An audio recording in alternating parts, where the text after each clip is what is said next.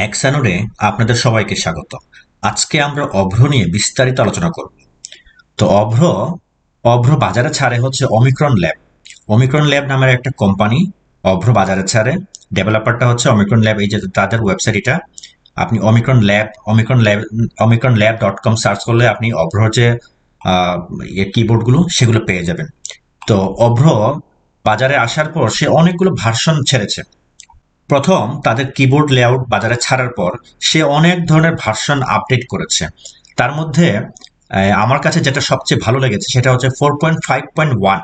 4.5.1 আমি আবারও বলছি, অভ্রর 4.5.1 যে ভার্সন, সেই ভার্সনটা আমি ইউজ করি এবং আমার কাছে খুব ভালো লেগেছে। তো কি কারণে ভালো আমি সেটা আপনাদেরকে জানাবো। চলুন আমরা দেখি বর্তমানে লেটেস্ট যে ভার্সন তাদের 4.5.6 সামথিং এরকম। তো এই ভার্সনে দেখেন এখানে সবকিছু ঠিক আছে। আপনি এই যে ইংলিশ শব্দটা আছে, লেখাটা আছে, এর ঠিক নিচে আপনি ক্লিক করলে পাবেন অভ্র ফোনেটিক, অভ্র ইজি, বর্ণনা, মনির অপটিমা ইউনিকোড, এ ন্যাশনাল জাতীয় প্রভাত, এগুলো পাবেন। তো অভ্র 4.5.1-এ যে সুবিধা হচ্ছে, আপনি বিজয়ের লেআউটের সাথে মিল রেখে আপনি ওখানে টাইপ করতে পারবেন, ইউনিকোডে টাইপ করতে পারবেন।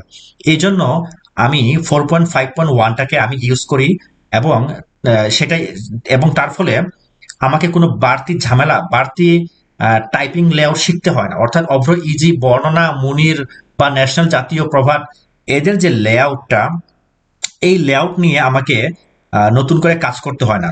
আমি বিজয়ের যে লেআউট, এই লেআউট অনুযায়ী আমি কাজ করে নিতে পারি। এবার আপনাদেরকে দেখাবো অভ্র 4.5.1 আপনারা কিভাবে ডাউনলোড করবেন এবং কোথায় পাবেন। ঠিক আছে, এই যে দেখুন এখানে আপনারা জাস্ট লিখবেন অভ্র কিবোর্ড 4.5.1 ভার্সন। ঠিক আছে, তো আপনারা এখানে অনেকগুলো আপনারা পাবেন, লিঙ্ক পাবেন। আপনারা যে কোনো লিঙ্ক থেকে আপনারা ডাউনলোড করে নেবেন। আমার কাছে ডাউনলোড করা আছে, বা আমি যেটা ইউজ করি। তো আমি আপনাদেরকে ডাউনলোড করার পরে আপনারা যেটা করবেন আমি আপনাদেরকে দেখাচ্ছি। এই ভার্সনটা হচ্ছে 4.5.1।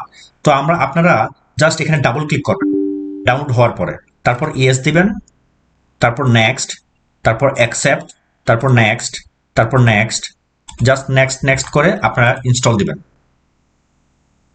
ইনস্টল চলছে, অল্প সময়ের ব্যাপার, সেট হয়ে গেছে। আমি জাস্ট ফিনিশ দিচ্ছি, অভ্র সেট নিচ্ছে।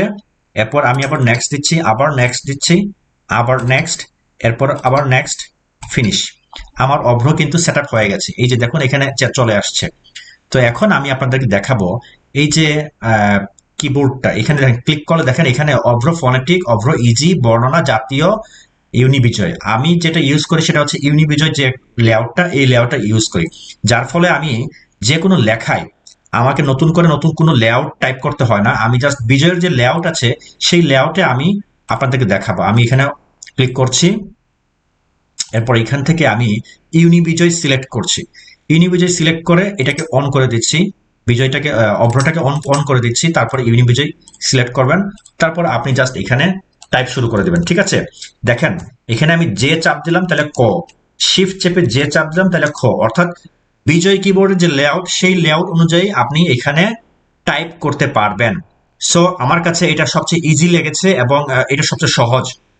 যে কারণে আমি অভ্রর অন্য কোনো ভার্সন নয়, আমি 4.5.1 এই ভার্সনটি আমি ইউজ করি।